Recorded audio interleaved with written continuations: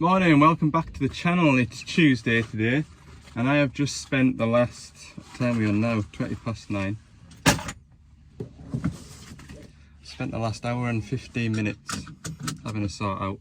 I had a fairly busy week last week and I did lots of services, and between services, instead of going into the workshop and draining my waste oil out, I've just been chucking the drums off the van, loading up with the next service and then getting away to the next service. So I have accumulated over 260 litres of waste oil, including yesterday's services. So yeah, I've been getting rid of all of that, emptying my waste oil drum, and then off the back of some of these services that I've been doing, there's been parts to order, so I've been ordering them, and it just all adds up, doesn't it? It just goes to show you, if you stay on top of it, it's 10 minutes at the end of a day rather than an hour and 20 minutes at the start of a day. But we're not going too far today, so I'm not too worried about time in that respect. I've got a 210 to go on service, 2,000 hour service, so it's a big service today. But it's dry. So without further ado, need to go and get diesel, and then sometimes my van can't find my keys. It's there we go. Sometimes you need to just dangle it. Right, I need to go and get some diesel, and yeah, we're gonna head up and service a 210. I know there's a lot of servicing at the minute. I'm trying to catch up on all my servicing to get back on top of that job again. This will be the last one that I know about this week. Anything else service-wise that comes in will be a phone call that happens this week, because this is the last one that I need to do. Okay, so bear with us. There'll be a change up of content soon. There will. Okay. That was a narrow escape. Yesterday I was being very conservative with my use of dusters, rags, whatever you want to call them, and I literally pulled out of the yard here. Now normally when you're pulling out of the yard, the traffic's quite busy and you have to sit for 5 minutes just to wait for a gap, and then you just go. And when I pulled out of here, there was no traffic in either direction. I thought, oh, what a treat, that's lovely, that. And then I got round to the first roundabout and I was like, ah, no, forgot to pick up a fresh bale of rags, and I'm servicing today and I can't not do a service without needing a rag or a duster. So I had to turn around and come back in, and there I am sitting there for 2 or 3 minutes there waiting for a gap. Okay, information that you didn't really need, but there you go, you've got it. Okay, a little bit later than advertised. It's now 2 o'clock. I've had another had some bits and pieces to go and do. Not something that I can put on here just now, but it might become clear later on down the line. We'll see. Right, I'm here at this 210. We're on a nice concrete base. Got a 2,000 hour service to do. Yeah, let's get on about it.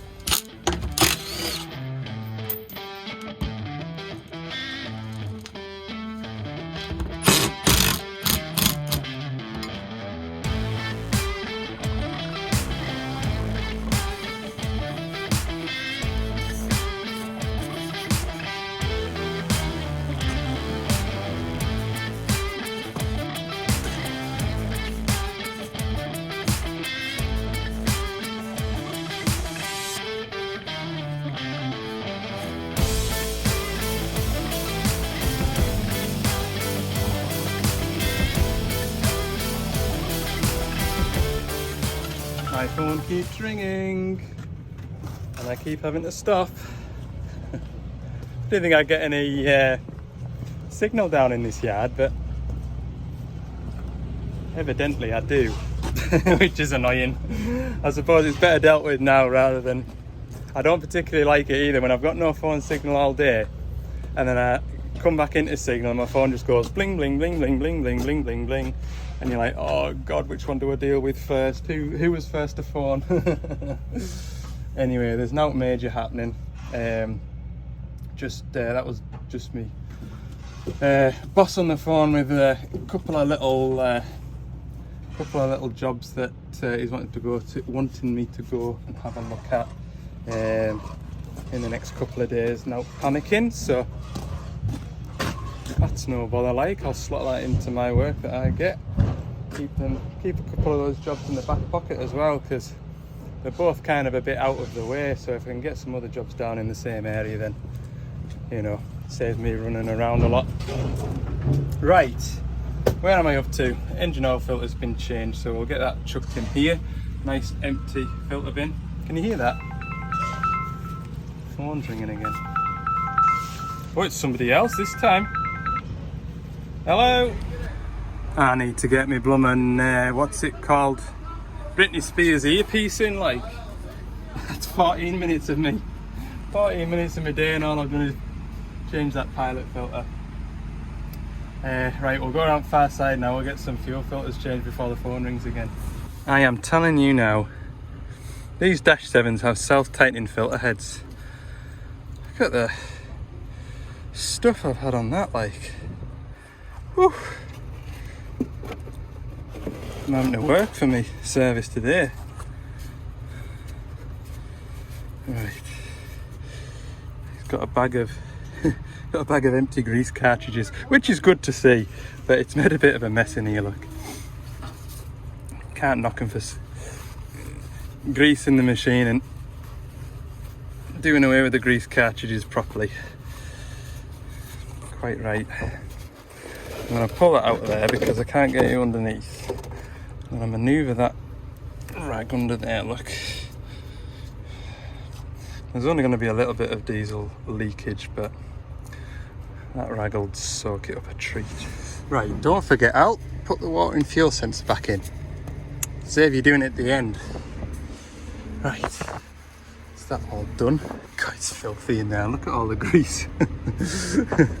Oh Lord. Right, I'll get that filter done, but replace that glove first. That glove has done I've done 2 services yesterday, and I think I started them on Friday.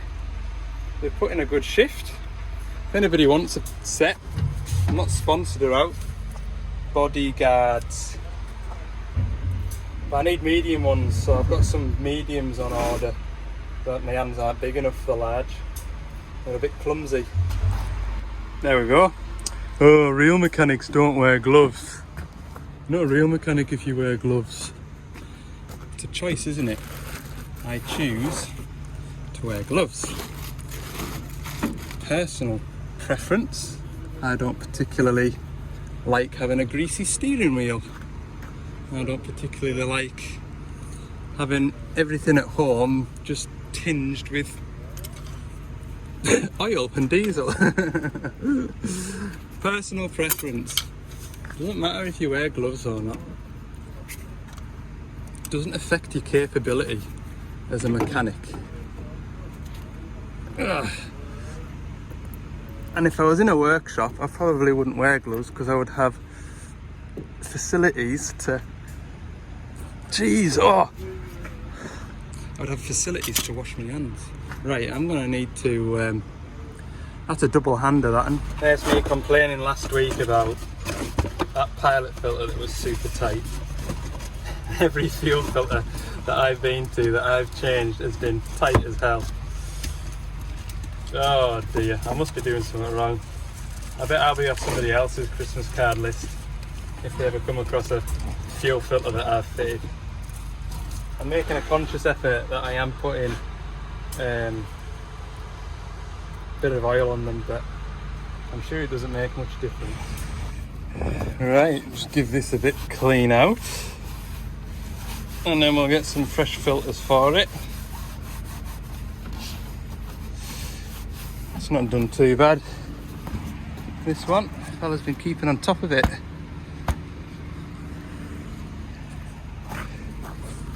Or it's just been working in Scotland where there's no such thing as dust. To be fair, I think this year I've had better luck with whether I've crossed the border than I have the English side. Or maybe that's just the way it's panned out. To be fair, a lot of my work is across the border. I was thinking the other day actually, could you imagine if there was passport control on the border?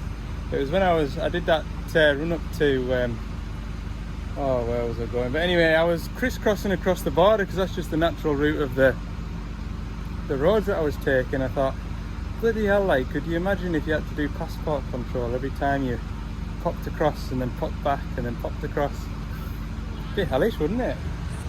That's the air filters done. While we're on the subject of air filters, and we're gonna get that undone. Yes, we'll give this a clean out.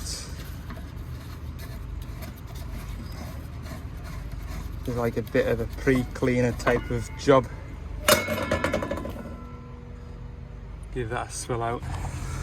Well, I regretted that as soon as I did it. There's a pressure washer just at the bottom of this concrete pad. So I thought, I'll just kindle up the pressure washer, give it a quick blast out. It'd be quicker than me messing on with an airline and rags and whatnot. And yeah, it was quick to clean, but soaked myself in the process. As soon as I pulled the trigger on the Lancer, I was like, I shouldn't have just bothered. Should have just persevered with an airline. Anyway, it's lovely and clean now. Right, air, fuel, engine oil done. I need to top up that coolant you might have spotted. I'll do it now. And while it's on my mind, do that, and then hydraulic return filter. And oh, have a look at this. It's started to turn into one of them. Look, won't be long before we come back and the whole boom and everything turns yellow. Anyway, got a new fuel cap for it too. Can't have that. Yeah, so return filter will be to do. Engine oil to go back in it and all that good stuff. Still a little bit to do, but we should be done before dark. Mind you, it gets dark quite quickly nowadays, like. In fact, I don't even know where the sun's gone. Might not be only an hour around the corner and it'll be dark. I'll bleed these fuel filters up as well while I'm in this cupboard door.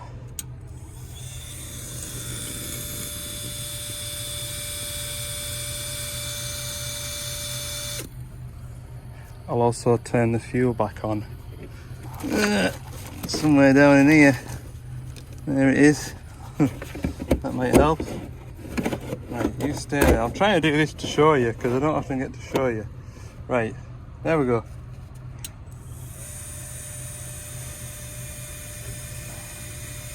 It's a good job these things like.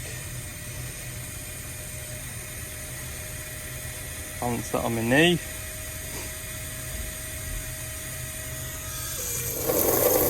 Comes out at a hell of a rate, doesn't it? What's that?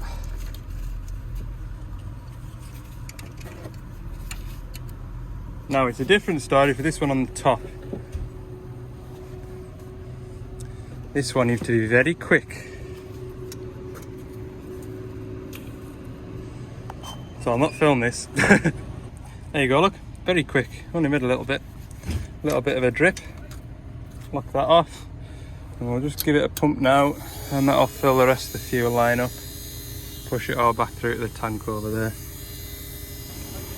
Right, there's the old return filter, and it's not just a case of pull it out and chuck the new one in. You do want to have a bit of a nosy around it, just check for any bits of glitter.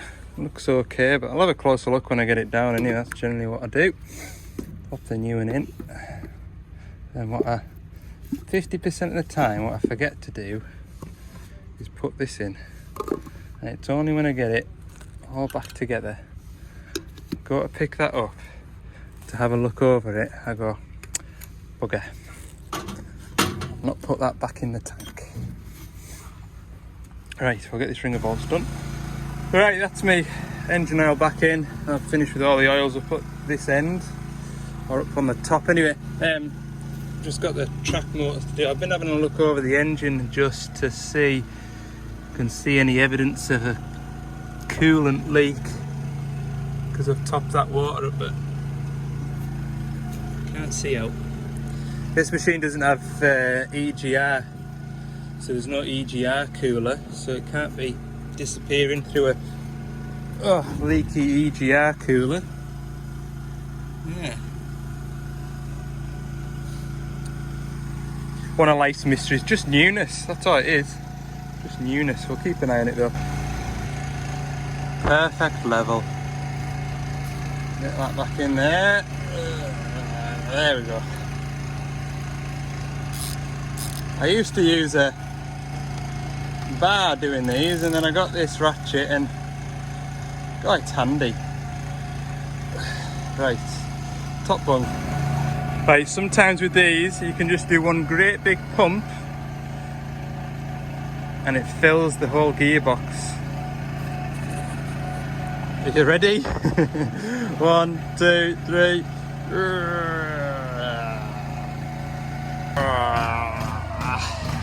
See? One pump. It only works when I'm filming, funnily enough. But it does save pumping gear oil when the temperature gets colder. If I film myself doing it, then it's just one big go at that. Honest. Marvellous, isn't it? Right. Give these a good nip.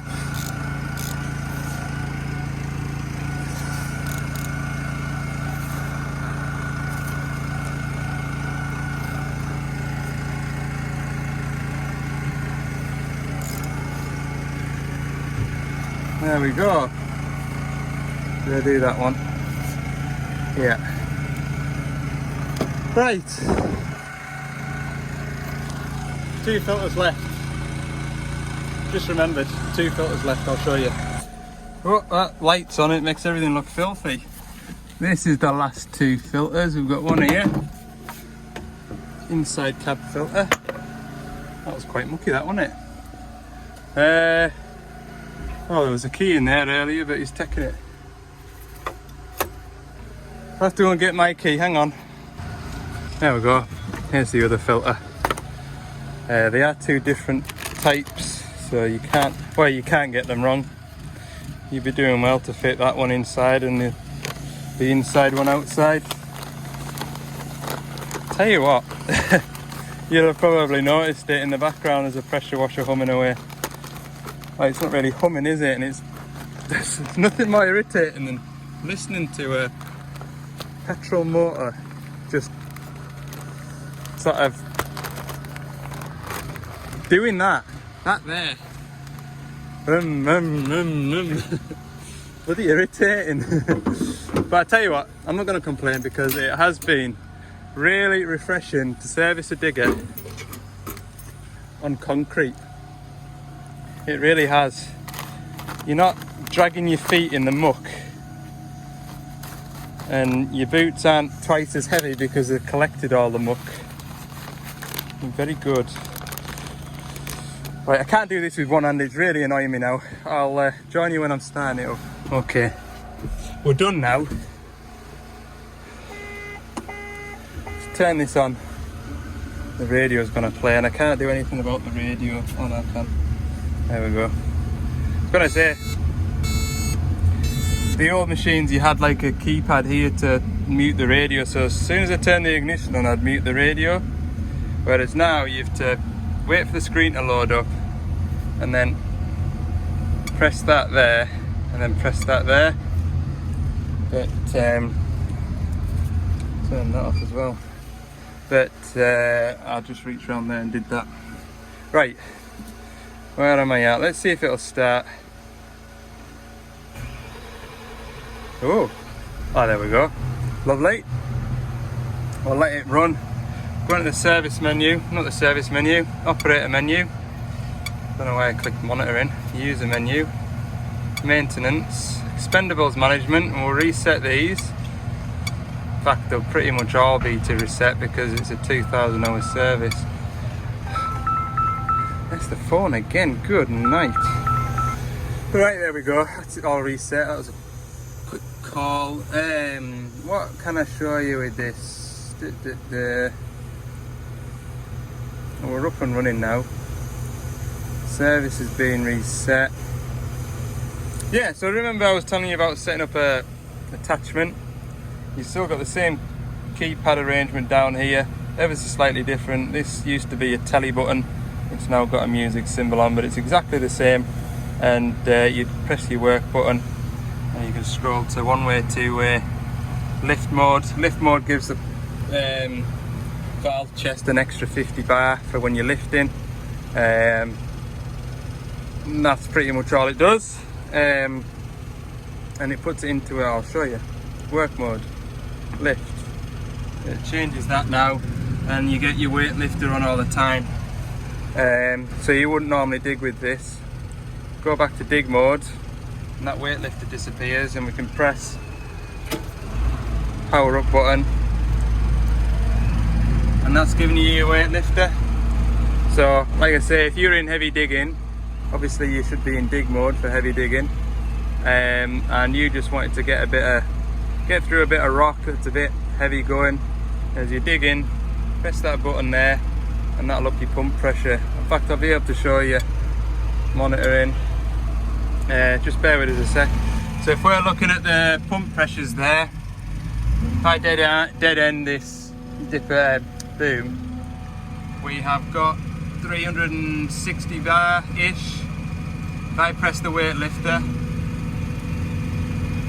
it goes up to nearly 390, so you just get that extra power when you're digging. That's the idea of that.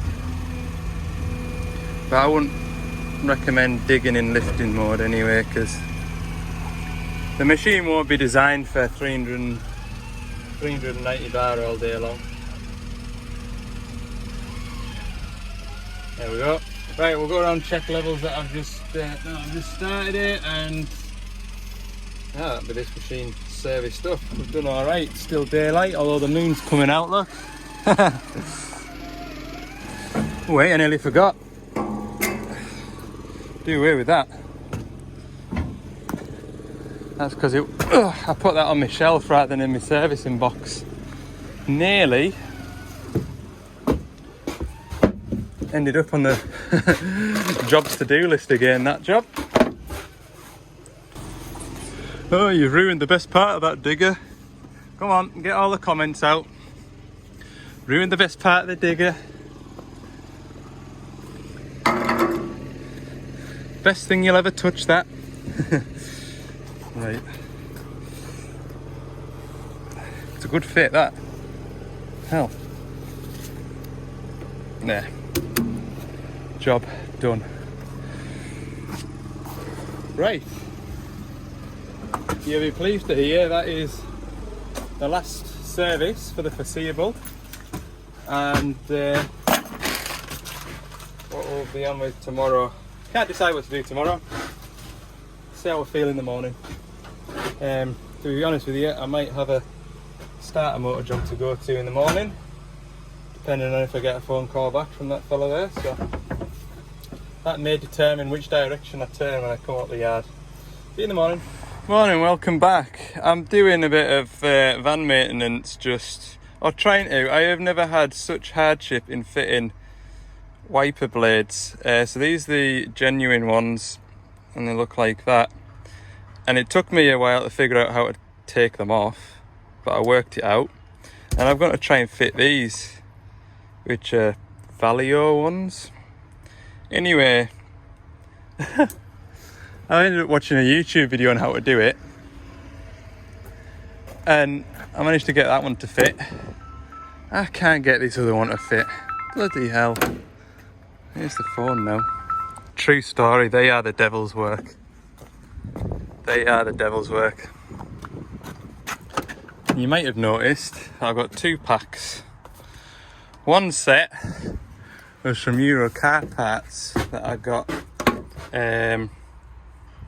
on Monday night, and I tried to fit them in the car park of Euro Car Parts in the dark, and I was convinced that they wouldn't fit, so I took them back inside and I said, I need to return these because they're no good, I can't get them to fit. And I showed them the original ones versus the ones that they'd supplied me, and she was like, oh yeah, they do look different, but I can't give you a refund on them because the manager's gone home for the night. Alright, no, well, I'll call in another day. And then, so I came in yesterday morning, asked my man in the stores if he could get us some wiper blades for the van. And believe it or not, the exact same packet turned up, the exact same part number. And I was like, oh god, they're not going to be any good. But I thought, well, if 2 people are supplying me that sort of wiper blade, that's fine. And I said, so how much are they? £21. He says, you're joking. The ones from Euro Car Parts, exactly the same, 65. £65. I can't believe it. I mean, it's not coming out of my pocket. And I did think at the time when she booked them out to us that it seems a bit expensive for some wiper blades. But yeah. Anyway, there's a lesson to be learned in that. It always pays to shop around. Okay, I need to go and chuck all this oil out the van from yesterday. It's later in the day now than I want it to be. And yeah, I'll tell you about the rest of my day shortly. Right, here's another 20 minutes of my day gone. Got all the oil off my van, that wasn't so bad, but just been on the phone talking to a customer's got a new machine and he's trying to work the hammer. But when it's a new machine like the new 27s, I've not had enough seat time yet to be able to talk them through it over the, you know, off the top of my head, so I've just talked it through with them and got them going now. But that's something I'll do a video on, how to set a hammer up on each different machine, if you know what I mean. So I showed you how to set up the 14 tonners. That's applicable for anything above 14 ton because they've all got the same dash and the same system. What I might do is do a little video on the 5.5 tonner because that'll be good for 5 ton to 6.5 ton. Do one on an 85 and do one on the 27s because if nothing else, I've got a video to go and have a look at when somebody phones me. Right, I feel like I've done a lot of talking in this video, so what I'm going to do today, I've got a seat belt and an ignition switch to fit on a dumper, and then I've got a starter motor to take off a DX27 and hopefully get one sourced locally because the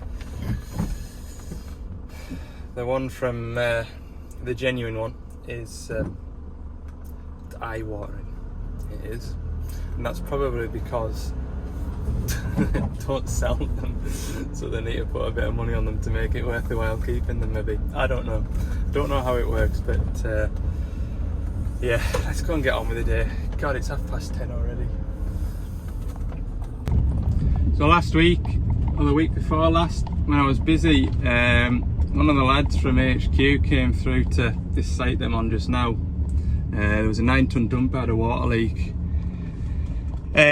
So the lad robbed a pipe off a machine that we had in stock to come and change this pipe out on site. And he got the pipe changed and everything, and then for whatever reason the machine wouldn't start afterwards and the ignition barrel was faulty. So he fitted an ignition barrel that he had on the van, which was a Doosan type. Got the machine going and running. The job's a good one. So I've got the proper ignition barrel just to come in and pop on. I've got it here and the machine isn't here. Oh Lord. I phoned the lad that came and fitted it and he described exactly what I'm sat looking at just now. And I've just been and asked the second fella on site and it was lifted last week. And it's the way back through to Carlisle, I think.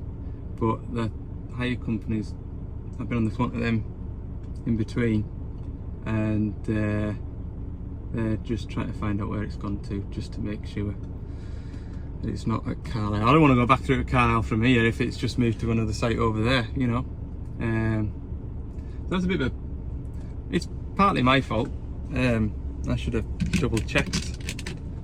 And it's not the end of the world either, because another job on the way back that I'm going to call into.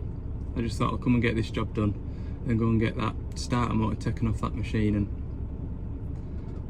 go back through to Carlisle, hopefully find another one, pop back out and fit it. Oh, it's 12 o'clock now and all I've done is phone calls and identify parts and order parts, and yeah, just one of those days today.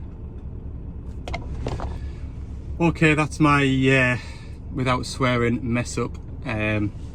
Just had a confirmation of where the machine is now. Thankfully it isn't back in Carlisle, but it is down South Cumbria. So I'll tie that in with another job later in the week. I've got something I can go and do which is down in that direction. Just means that last 40 minutes or so has been a waste of my day. My fault. These things happen. So yeah, it looks like all I'm going to get done today is hopefully a starter motor. Oh Lord. I'd like to say it's been a nice ride out, but it's just absolutely rained the whole way here as well, so it hasn't even been a nice ride out. Right, you live and learn. Right, DX27, the older shape, the shape that I like. I'm not going to give you like a broad view of this machine because I'm in this fella's workshop and I don't really want to advertise all his gear. So what you'll see is here, which is where we're going to be working anyway. That's the starter motor. So he was on the phone yesterday, it worked it all day and then come to start it and it wouldn't restart. And I said, well, it sounds like a starter motor. And he was able to come in here, strip this lot off and give it a chap and it would fire up, no bother. So we've got a tight starter motor. So what I'm wanting to do is take it off and see if we can get one locally, because like I say, the price of them, it is ridiculous. I mean, we're talking 4 figures, all right? So that's it's dear enough. Just looking at the numbers there, it's got a Hitachi sticker on it, look. Yanmar engine, so it shouldn't be too uncommon. Looks like, from what I can feel, 2 bolts holding it on. But, I mean, even that one over the top of there, you can't see, hang on. That one doesn't look so bad. I mean, it's bad enough, but the one down there, that one might cause issues. It's the situation with the belly plates. Yeah, we've got no belly plates to get under it, I don't think. I might take the belly plate off and have a go. But yeah, first of all, we'll disconnect the battery and take our leads off it and go from there. So, battery disconnected. We'll go around to the inside now and try and get that starter motor disconnected. Right, that was easy enough. Next I need, what are they going to be? 15, 14. I'm going to go with 14 and then go back to the van for a 15, probably. So, update, they are 17mm heads, so that was 2 trips to the van. And I've said it before and I'll say it again. That 3/8 flexi head ratchet is pretty much the only 3/8 ratchet that I need. That has got in there a treat. I've got both cracked off. Starter motor's loose, so I'm going to take the bottom bolt out first because that is the trickiest, and I would imagine trying to take that bolt out as the last bolt would just be a stupid mistake. So put my socket in here, have a feel about for it. I think I might switch to my longer extension. Oh, I've got it. Right, bear with us, I'll just get this snuck out. You know that game you play as a kid called Operation, where you've got to try and get the metal tweezers inside that little fella to get the bones out without the beeper going off? That has prepared me well. I was trying to get that, the bolt didn't come out with the socket and I didn't really want it to fall on the belly plate. And I just managed to get my hand down the side of there and get on the shoulder of it. And I pulled it out like that. Right, that's the bottom one done. We'll get this top one wriggled out. And there it is. That definitely doesn't look like a 4-figure starter motor to me. Anyway, we've got some numbers on it, so hopefully that'll help sort of try and identify a new one. So we'll nip away now and get a fresh one. Right, there we go, Cumbria Auto Electricals. They don't have one on the shelf, which isn't surprising, but they can get one for tomorrow. And what I'll tell you is I can buy 10 starter motors from here for the price of one. So I'll phone the customer. I presume he'll want a one from here and just hold on till tomorrow. Probably end up fitting it on Friday. What we're on today, Wednesday. Probably fit it Friday morning. But yeah, just pays to shop around. That's the go home message from this video. Shop around. Right, what time are we on now? Yeah, 1:30. I need to go and sort some more. I'm going to start my van that's connected to the screen. I need to go back to the yard now, organise some parts, and see what happens for the rest of the day. No, actually, I'll tell you what I'm going to do next. I'm going to take these really expensive wiper blades back while I'm on the estate, and while I'm also on the estate, I'm going to get my van booked in for a service. Probably be the beginning of next year. Plan. Right, another picture of my face. I'm not a digger, and that is the van booked in for a service the 19th of December. So that's grand. Like, I thought it'd be into the new year before I could get a booking, so that's good. Okay, I feel like I've been very productive in the last 15 minutes compared to the first half of the blooming day. Right, I need to go and get bits ordered for another fella. Yeah, I'll maybe, you know, I'll maybe wash the van. Bit of TLC. Right, here's the job that I need to do. I need to replace this. I robbed this off a machine before I went on holiday. I went on holiday, had my time off, and every time I get in the van I can see it. I think I must give myself 5 minutes just to go and put this differential pressure sensor for the DPF filter, and I borrowed it to prove a point on a digger 2 months ago. So I'm going to put it back on now while I remember. I'll feel better for doing that. So I don't know how much of that you heard, because evidently it's windy outside, but that differential pressure sensor I've had on the van for 8 weeks easily. I took it off to go and do another job because we didn't have one, and I never put it back on, and it was only a matter of time before a wagon would come and collect it, or a salesman would come and show a customer around it, and I'd get the phone call, why has this machine got an error code on it? So I'm pleased I've remembered to do that. Right, what I'm going to do is I'm going to round the video up for that for today, because what I'm going to do next is wash the van, and then I've got a small 1-ton mini dumper to PDI. So what I'll do is I'll do the PDI and film it for the next video, because I feel like, anyway, I haven't reviewed it, but I think there's enough of me blabbering on to constitute an episode. So hopefully you've enjoyed it. If you've any comments, stick them down below. If you've enjoyed the video, please click the thumbs up, the like button, and if you haven't already, click the subscribe button too. That'd be tremendous, because I'm gunning for 8,000 for the end of the year. I'll be happy if I get within 200 or 300.